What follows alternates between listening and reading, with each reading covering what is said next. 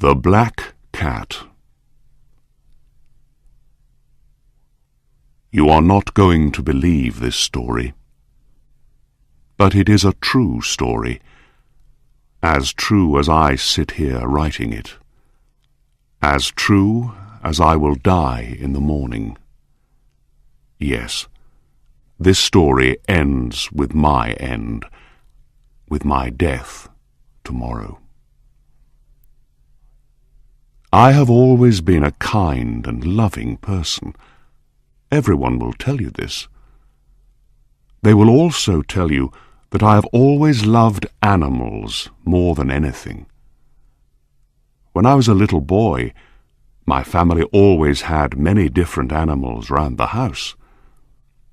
As I grew up, I spent most of my time with them, giving them their food and cleaning them. I married when I was very young, and I was happy to find that my wife loved all of our animal friends as much as I did. She bought us the most beautiful animals. We had all sorts of birds, goldfish, a fine dog, and a cat. The cat was a very large and beautiful animal. He was black all over, and very intelligent. He was so intelligent that my wife often laughed about what some people believe. Some people believe that all black cats are evil, enemies in a cat's body. Pluto, this was the cat's name, was my favourite. It was always I who gave him his food, and he followed me everywhere. I often had to stop him from following me through the streets. For years, he and I lived happily together, the best of friends. But during those years, I was slowly changing. It was that evil enemy of man called drink who was changing me. I was not the kind, loving person people knew before. I grew more and more selfish. I was often suddenly angry about unimportant things. I began to use bad language, most of all with my wife. I even hit her sometimes. And by that time, of course, I was often doing horrible things to our animals. I hit all of them, but never Pluto. But my illness was getting worse. Oh yes, drink is an illness. Soon I began to hurt my dear Pluto too. I remember that night very well. I came home late, full of drink again. I could not understand why Pluto was not pleased to see me. The cat was staying away from me. My Pluto did not want to come near me. I caught him and picked him up, holding him strongly. He was afraid of me, and bit my hand. Suddenly, I was not myself any more. Someone else was in my body, someone evil and mad with drink. I took my knife from my pocket, held the poor animal by its neck, and cut out one of its eyes.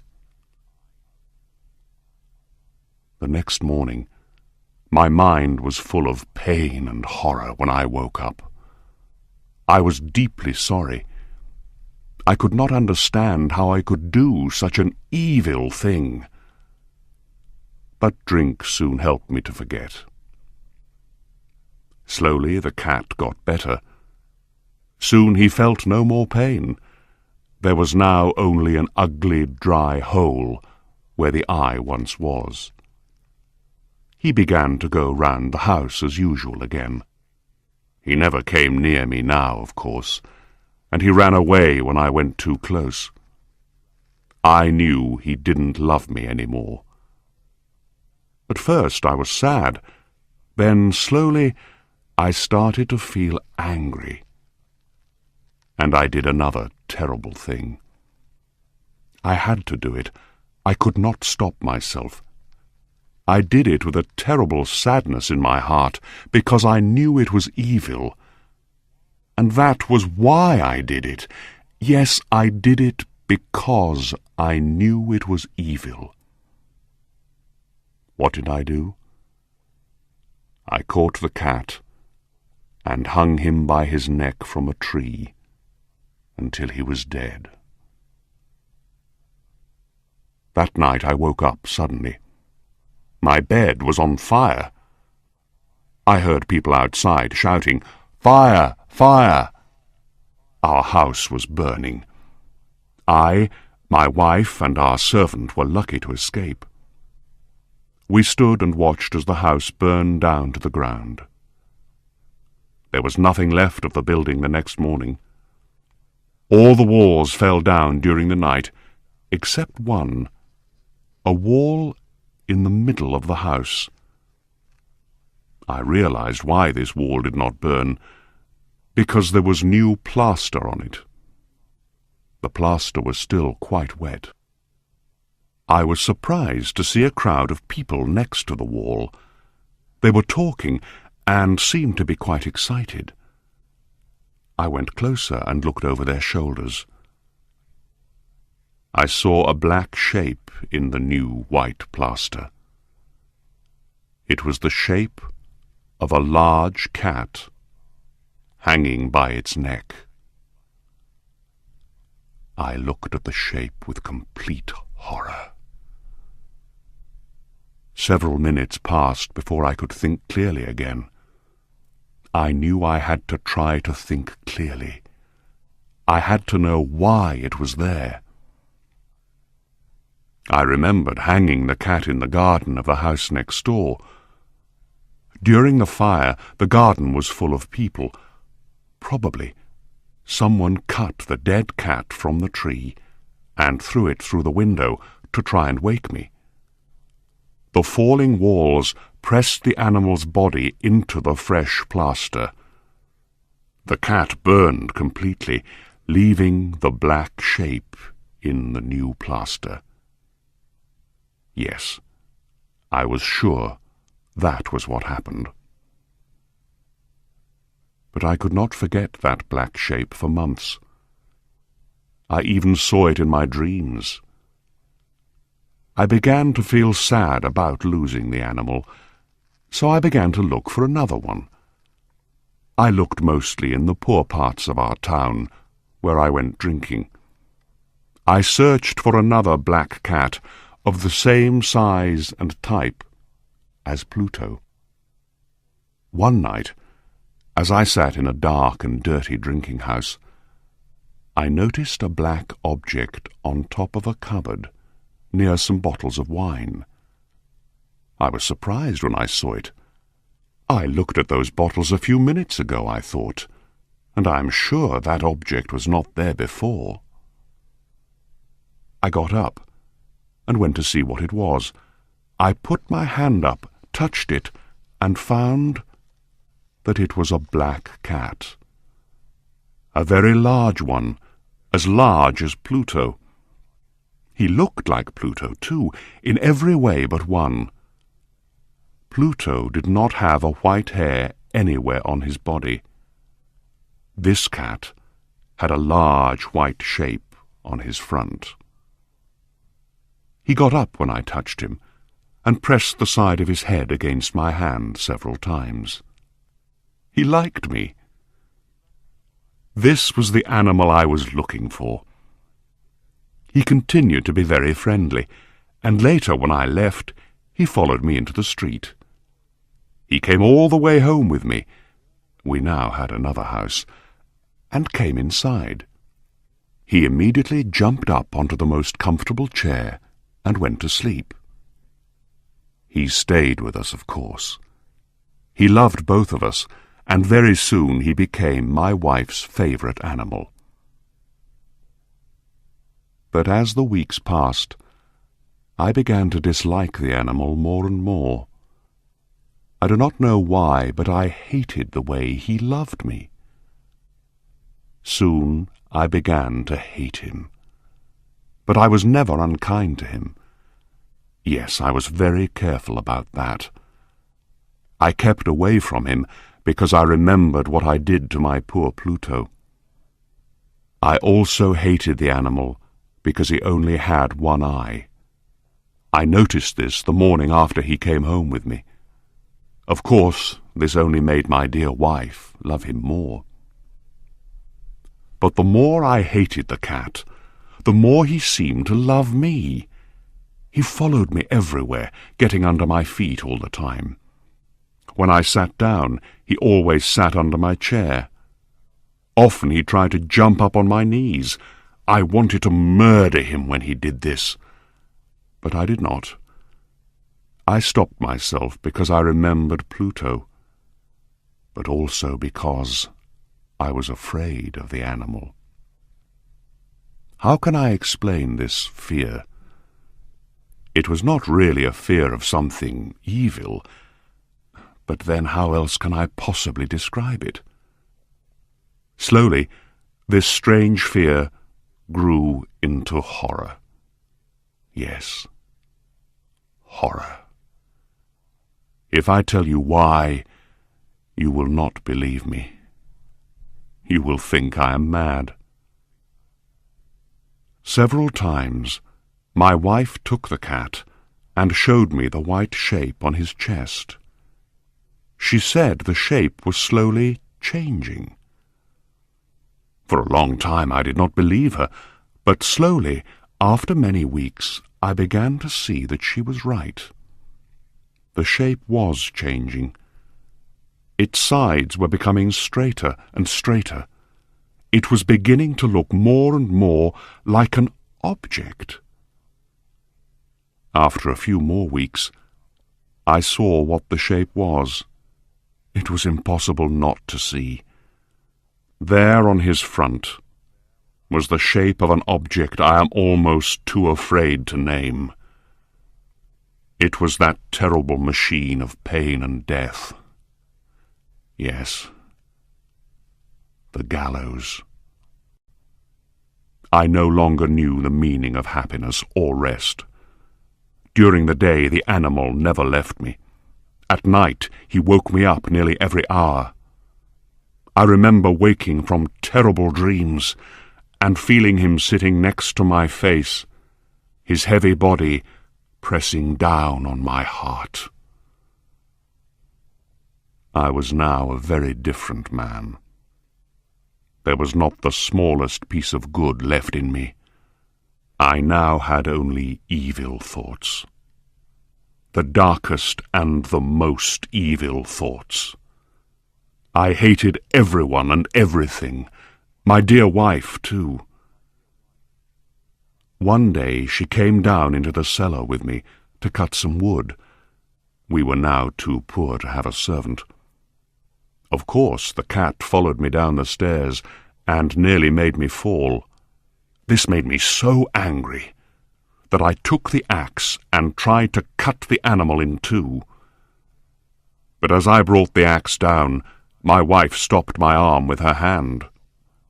This made me even more angry, and I pulled her hand away from my wrist, lifted the tool again, brought it down hard, and buried it in the top of her head.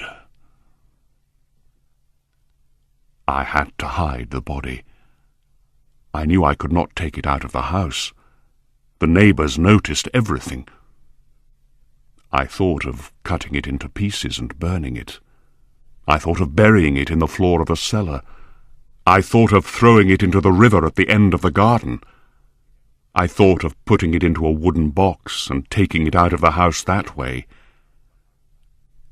In the end, I decided to hide the body in one of the walls of the cellar. It was quite an old building near the river, so the walls of the cellar were quite wet and the plaster was soft. There was new plaster on one of the walls, and I knew that underneath it The wall was not very strong. I also knew that this wall was very thick. I could hide the body in the middle of it. It was not difficult. I took off some plaster, took out a few stones, and made a hole in the earth that filled the middle of the wall.